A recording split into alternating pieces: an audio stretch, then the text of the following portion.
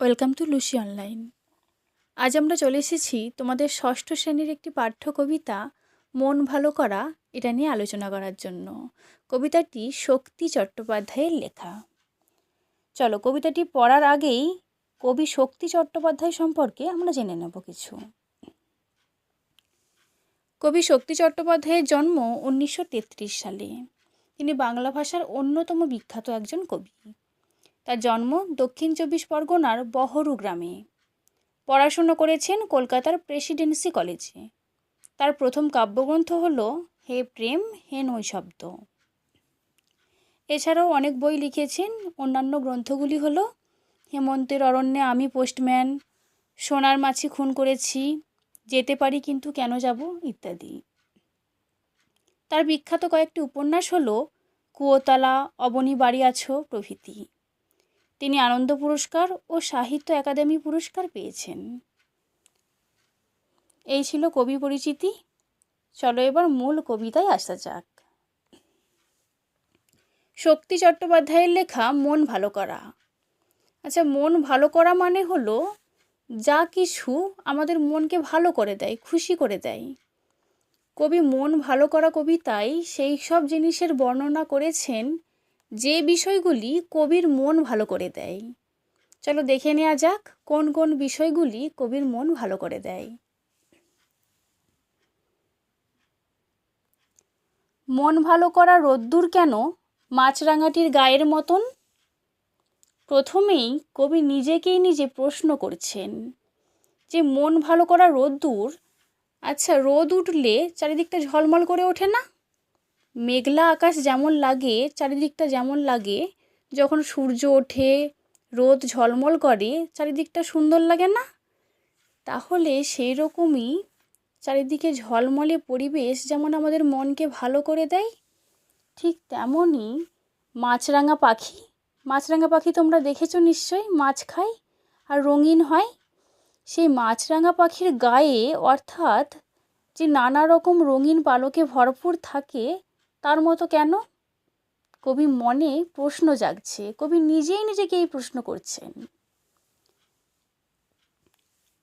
এরপর দেখো, হ্রস্ব দীর্ঘ নীল নীলান্ত, কেন ওর রং খর ও শ্রান্ত? তাহলে এটা থেকে বোঝা যাচ্ছে কবির মাছরাঙা পাখি ভীষণই প্রিয়।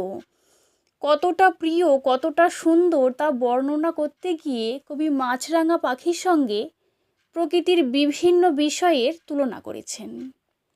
আচ্ছা, হ্রস্ব কথার অর্থ হলো ছোট, আর দীর্ঘ মানে বৃহৎ বা বড়। মাছরাঙা পাখির রঙিন কতটা তার রঙের বর্ণনা করতে গিয়ে বলেছে যে হ্রস্ব অর্থাৎ ছোট, আর দীর্ঘ মানে বড়। নীল নীলান্ত, নীল মানে আমরা জানি নীল রং, আর নীলান্ত মানে নীলচে বা নীল আভাযুক্ত। কেন ওর রং, ওর মানে এখানে কার কথা বলেছে? ওই মাছরাঙা পাখিটির কথা বলেছে। খর কথার অর্থ তীব্র। এখানে কবিতায় তীব্র হিসাবে না, গাঢ় বোঝাতে খর কথাটি ব্যবহার করা হয়েছে। আচ্ছা, শান্ত মানে ধীর, কিন্তু এখানে শান্ত কথা ঠিক হালকা বা মৃদু বোঝাতে ব্যবহার করা হয়েছে। কীরকম বুঝিয়ে বলি?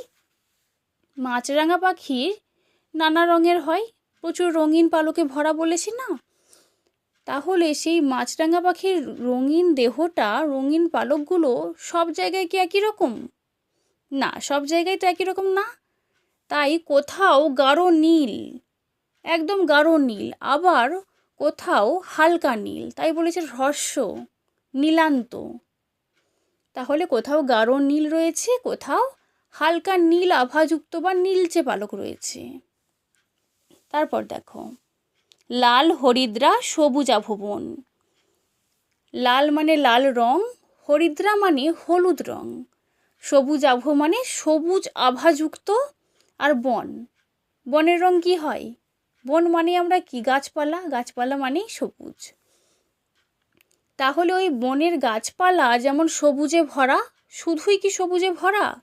তার নানা রকমের ফল ফুল হলুদ লাল নানা রকম রঙে ভরপুর থাকে, ঠিক তেমনই মাছরাঙা পাখির গায়ের পালকগুলি নানা রকমভাবে পরিপূর্ণ রয়েছে, নানান রঙে। মন ভালো করা রোদ্দুর কেন মাছরাঙাটির গায়ের মতন? তাহলে কবি তুলনা দিয়েও সন্তুষ্ট হচ্ছেন না। কবি আবারও বলেছেন যে এই মন ভালো করা রোদ, যে রোদের মধ্যে চারিদিকটা পরিবেশ ঝলমল করে ওঠে, সেই পরিবেশ যেমন মন ভালো করে দেয়, মাছরাঙাটির গায়ের মতনই সেটা যেন, সেটা দেখলেও মন ভালো হয়ে যায়। মাছরাঙাটির গায়ে আলো পড়ে, হাওয়ায় বাতাসে পাতারাও নড়ে। তাহলে আলো যেমন মাটিতে পড়ে, গাছে, পরিবেশে সব জায়গায় পড়ছে, তেমন মাছরাঙাটির গায়ে আলো পড়ছে। হাওয়ায় বাতাসে মানে হাওয়াও যা বাতাসও তা, সেই হাওয়ায় বাতাসেতে কি হচ্ছে, পাতারাও নড়ছে। হাওয়া দিলে গাছের পাতা নড়ে, তো মাছরাঙাটির গায়ে হাওয়া পড়ে। তাহলে যেভাবে বাতাস বইলে গাছের পাতা দুলছে, নড়ছে, ঠিক তেমনই সেই হাওয়াটা মাছরাঙাটির গায়ের ওপরও পড়ছে। পড়তে কি হচ্ছে না, তার গায়ের ওই রঙিন পালকগুলো নড়ে যাচ্ছে। কেমনভাবে নড়ছে? ঠিক যেভাবে গাছের পাতাগুলি নড়ে। মন ভালো করা রোদ্দুর কেন মাছরাঙাটির গায়ের মতন? তাহলে কবি আবারও বলেছেন যে মন ভালো করা রোদ্দুর, অর্থাৎ যে রোদের আমরা কি জানি, রোদ থেকেই কি হয়, রামধনু হয় না? রামধনুর 7টি রং রোদের মধ্যে মিশে আছে। ঠিক তেমনই মাছরাঙার গায়ের রং যেন নানান রঙে ভরপুর, সমস্ত রং যেন সেখানে রয়েছে। তাই কবি তুলনা করেছেন ওই রোদের সাথে মাছরাঙাটির গায়ের রঙের। তাই কবি আবারও বলেছেন, বারবার বলছেন, মন ভালো করা রোদ্দুর কেন মাছরাঙাটির গায়ের মতন। শক্তি চট্টোপাধ্যায়ের মন ভালো করা এই কবিতাটি আজকে আলোচনা করা হলো। পরবর্তী ভিডিওতে এর অনুশীলনীতে যে প্রশ্নগুলি রয়েছে তা নিয়ে তোমাদের সঙ্গে আলোচনা করব। তাহলে আজ এই পর্যন্তই। ধন্যবাদ সবাইকে।